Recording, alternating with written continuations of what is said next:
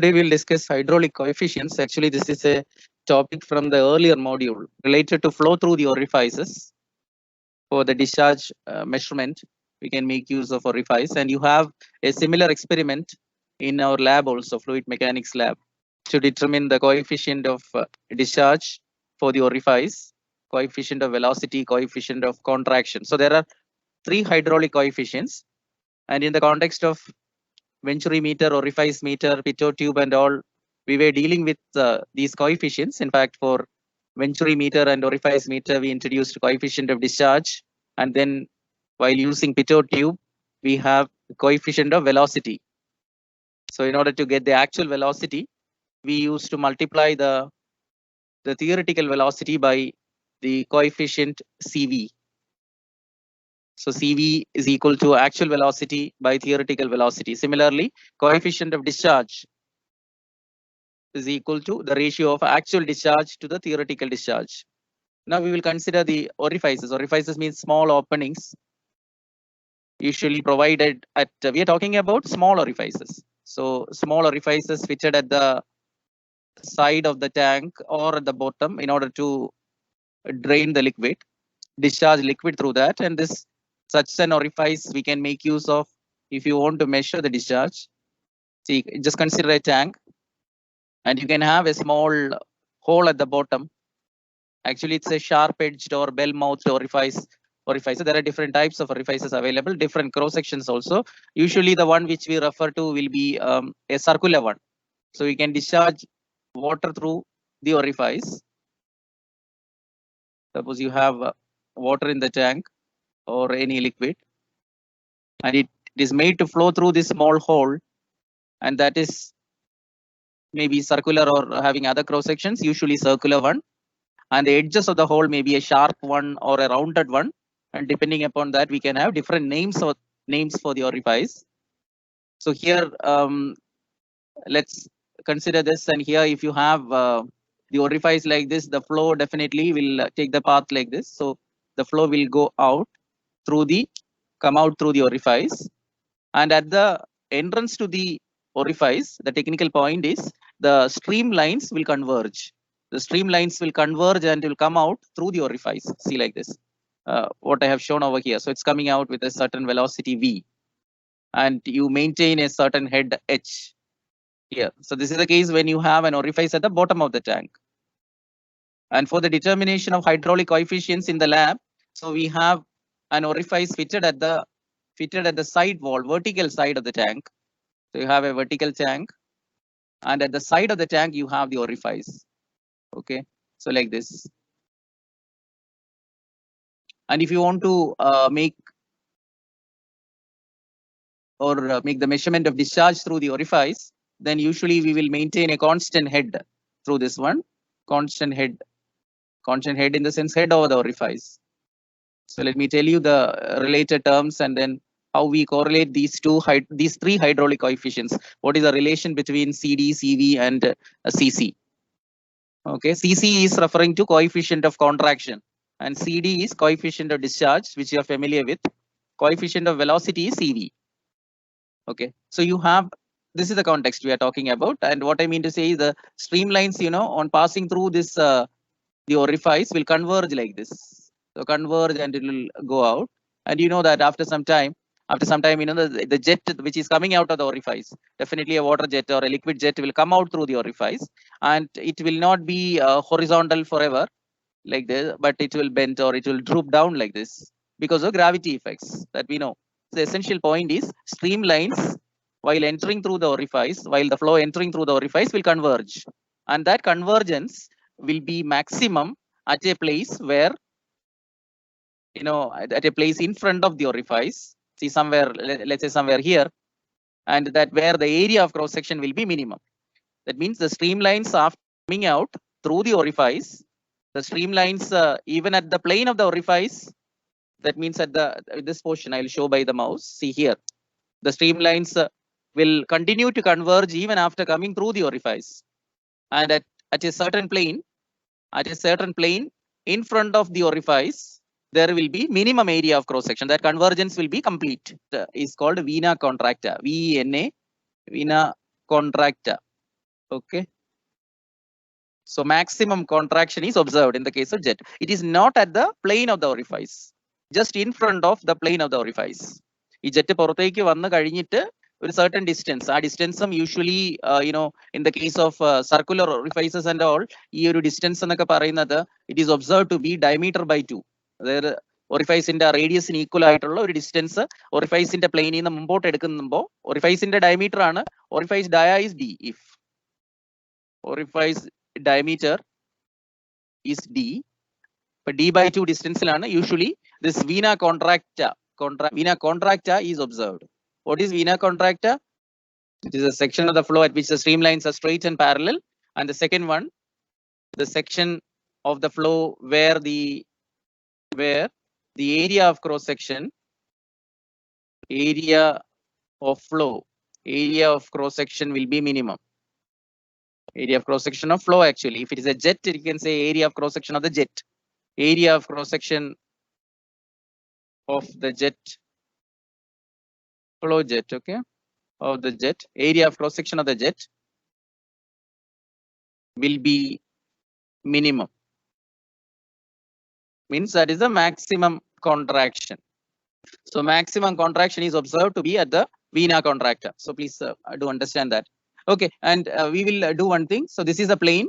Plane, let us say, see, let me mark this as plane is 2, vena contracta, the plane is 2, and this is a level, horizontal level that passes through the vena contracta. See, now I'll consider a point over here inside the tank, inside, and there it is, say the point is 1, and at the vena contracta you have 2.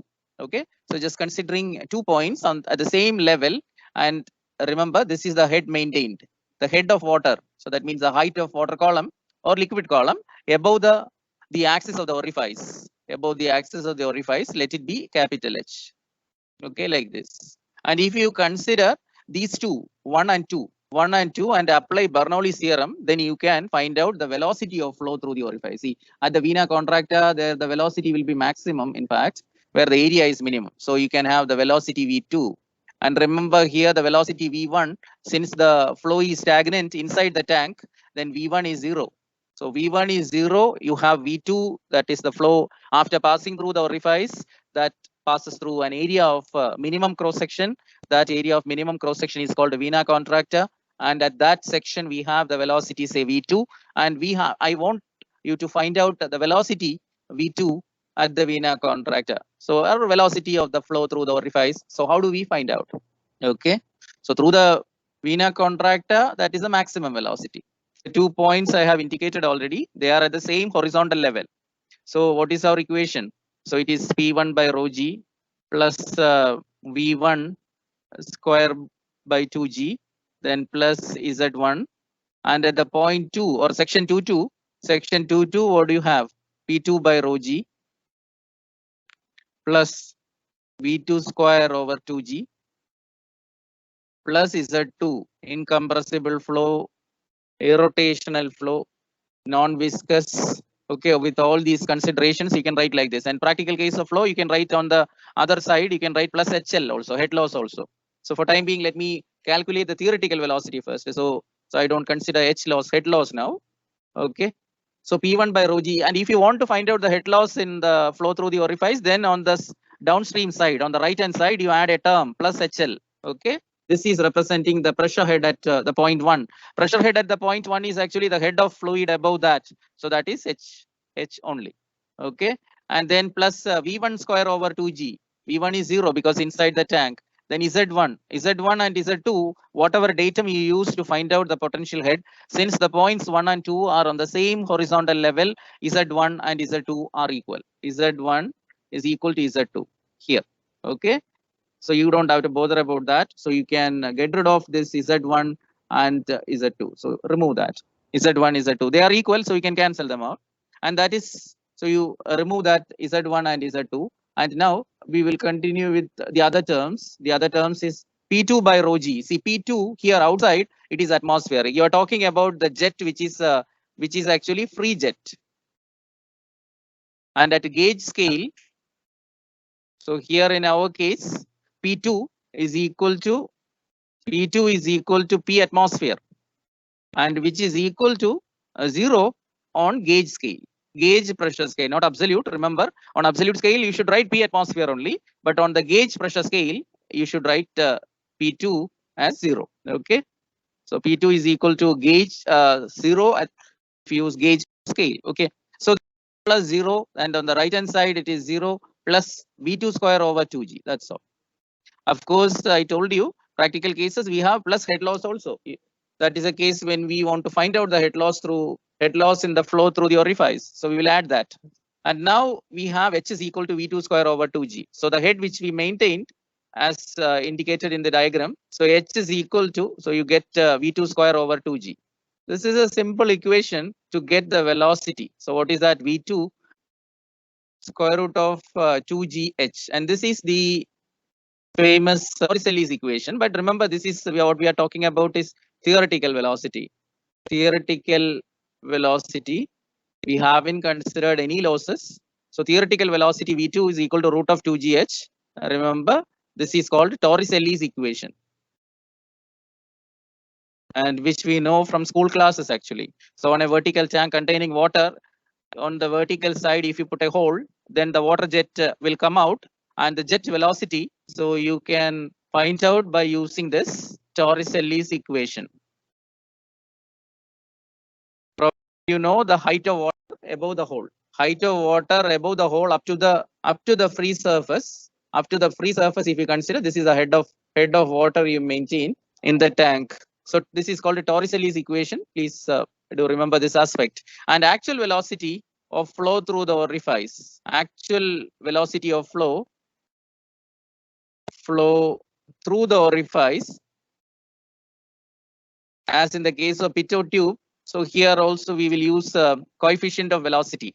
So actual velocity of flow through the orifice, that is, say V actual. Let's say V is equal to, this is actually V actual. Okay, that is equal to CV, some coefficient into this theoretical velocity. CV into theoretical velocity, that is root of 2GH. Okay.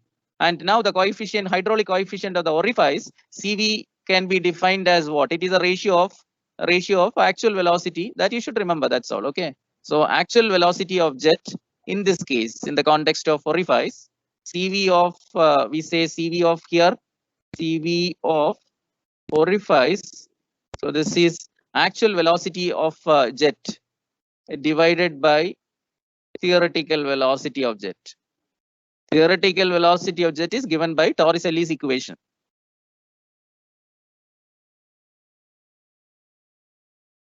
Okay, so that's about CV. And now the second part, that is coefficient of discharge. So coefficient, see, this is actually the theoretical way of finding it. There is a method to find out the coefficient of velocity by employing an experimental method that you will do in the lab actually. So by making use of jet measurement, the jet coming out of the orifice.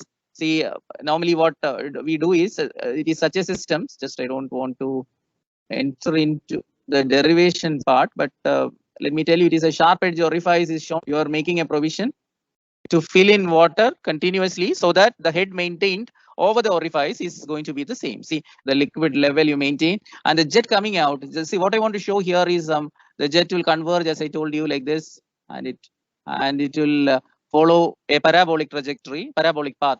We make a measurement, we will consider some point over here, let's say. So the point here is, see, at the vena contracta, and at that level we consider a point now, a point. And at this point, at second point is somewhere here. So let's now consider a point over here that is, say, designated by small a, and this point designated by small b. Okay, and then we will measure the distance. See, the horizontal distance and vertical distance. So we have the hook gauges for finding for making such measurements in the lab. So we will choose a point B in the flow line, introducing a hook gauge over here. So we have this distance is x. The vertical distance we take as y. See this, I've taken 2 points A and B, just to differentiate it. So this is x and this one is y. And this is the measurement which you make in the lab. Okay. So the flow velocity, the velocity with which the jet comes out, that is say V. Okay. V or whatever. See, it's like V in the sense it is having if you split that into two components, Vx and Vy, that Vy initially will be 0 because the jet is horizontal while coming out of the orifice.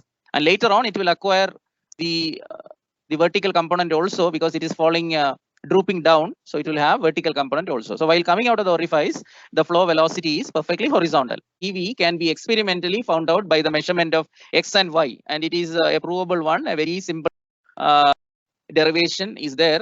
But let me write that expression now. So it will be your X square by, this is the one which you use in the labs, fluid mechanics lab, for the determination of hydraulic coefficients in the case of flow through the orifice. So X square divided by 4YH, and X and Y I have shown over here, and H that is indicated in the diagram. So CV can be experimentally found out. Theoretically, your CV, that will be your V actual V divided by root of 2GH. And this is, remember, this is V actual. Okay. So CD of the orifice is very simple. It is a ratio of actual discharge through the orifice. Okay. Actual discharge through the orifice divided by theoretical discharge divided by theoretical discharge. And actual discharge, Q actual, say Q theoretical. Okay. So actual discharge by making use of measurement actually. See, in the lab, what you do is, so we'll keep a measuring tank over here. See this, the jet coming out of the orifice, it is made to fall on a vertical a tank like this. See, it's a tank like this, measuring tank. So you have the measuring tank. So that is a experimental setup actually. The jet coming out of the orifice, that is made to fall, or it is collected, that water or liquid is collected in a measuring tank, so that you can measure the discharge by using a stopwatch. Using a stopwatch, and what is the time required for collecting so much volume of water or so much height of water in the tank, then you can calculate from the area of cross section of the tank. Utilizing that, all these, you can find out the discharge. So measuring tank, you can, using that, you find Q actual. So here Q actual will be equal to what? CD into Q theoretical. And Q theoretical is very simple. That is area of the orifice, Q theoretical. So area of the orifice multiplied by the theoretical velocity given by Torricelli's equation. So if the area of the orifice is A, area of the orifice, right? A orifice multiplied by root of 2GH. The head of the orifice is capital H over here, given by Torricelli's equation, that theoretical velocity is root of 2GH. So this is the equation for finding the theoretical discharge. So what will be the equation? CD, Q actual will be CD into area of the orifice, okay? I'll write orifice itself, then into root of 2G capital H. And how do you find out CD value? CD, you can experimentally, you can get the actual discharge. So in that case, you will get the coefficient of discharge you can determine. And in the lab, we do the same. So the second hydraulic coefficient is coefficient of discharge. Okay. So by using the equation for the theoretical discharge, we evaluate theoretical discharge through the orifice. And then this, by using the measuring tank or experimental setup, we will find out actual discharge. So using actual discharge and theoretical discharge, take the ratio, you will get the coefficient of discharge. Okay. Experimentally. And this CD, see, just like, earlier we talked about the CV value. So usually from you have 0.95, 0.99 and all, it's very high, almost close to 1. And your CD value, so that is in the range of 0.6, say to 0.6 for something only.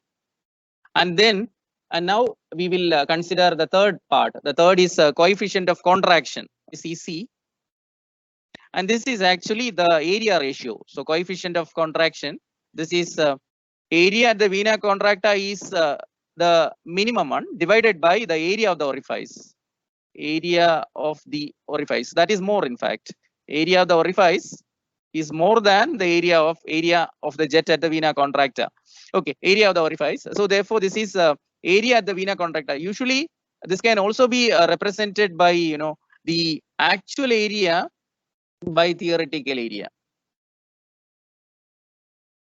Theoretically, we assume that as area of the orifice. Okay, it doesn't mean that the orifice is the theoretical concept. Area of the orifice. So that in the case we assume that is more than the original area that prevails at the vena contracta due to the convergence, maximum convergence of the streamlines. Now, what I want to tell is this CV and CD. CD is equal to what? Q actual divided by Q theoretical. And this is equal to Q actual is what? Q actual means basically discharge is area into average flow velocity.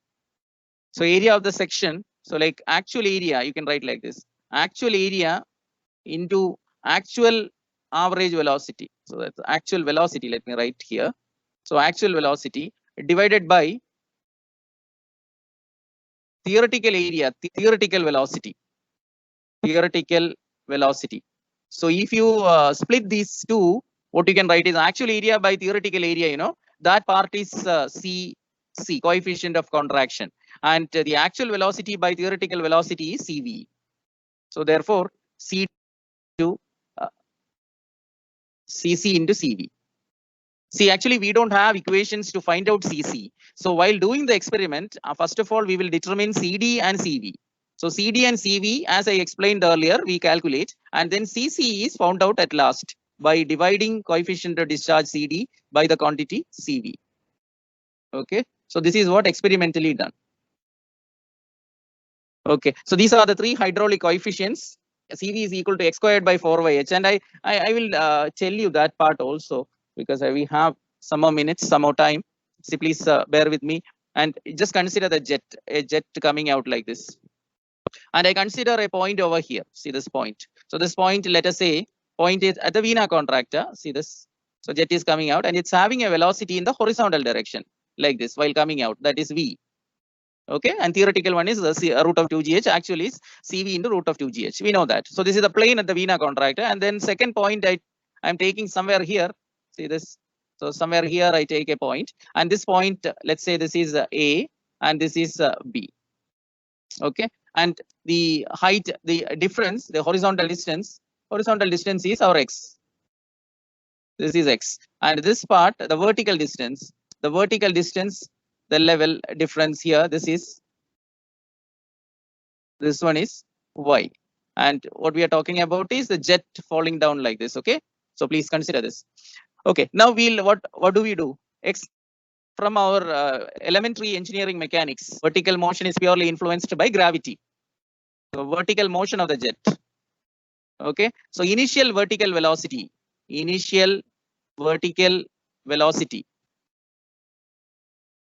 See, when you study the parabolic path of a projectile, you must have done this. So initial vertical velocity, that is, I'll write Vy. Actually, V is split into two components, let's say, and Vy is 0 because the jet is horizontal. Because the horizontal jet at the point A, while coming out, that horizontal velocity V it is completely horizontal. Therefore, it doesn't have a vertical component, vertical displacement between A and B. Okay, so vertical displacement is equal to y, and use the equation of motion under gravity, equation of vertical motion under gravity. So you have the equation. What is that? The displacement S is equal to, see, normally we write ut plus half at square. See, here we are considering purely the vertical motion. Okay, vertical motion, and therefore vertically down, that means here A is equal to, so here your u is actually Vy, and acceleration is downward, and that is equal to g plus g. Okay, g. So this is a Vy, and that Vy happens to be 0, and your acceleration is equal to 9.81. It is plus g since it is moving down, and your S is equal to what? S is equal to, this is y. Okay, so you simply write y is equal to, the first part is 0 and the second part is half g, and the time of fall from A to B vertically, that is t. So half gt square, and that is, so y is equal to half gt square. Okay, so this is equation number 1. Okay, so So now please consider the horizontal part of the motion. See, how do you compare these two? Because horizontally to move through a distance x and vertically to move through the distance y, the time taken will be same. Split the two components of the projectile motion into two, the horizontal part and the vertical part. Now the horizontal part, horizontal motion of the jet, if you consider through the distance, horizontal motion you consider through the distance, the displacement. Now the horizontal displacement is x. Horizontal displacement, please listen. Horizontal displacement is x, and its axis. See, it's horizontal motion is actually uniform motion because it's not influenced by gravity. There is no other factor, so it's uniform motion. That means what is the meaning of uniform motion? The velocity must be constant.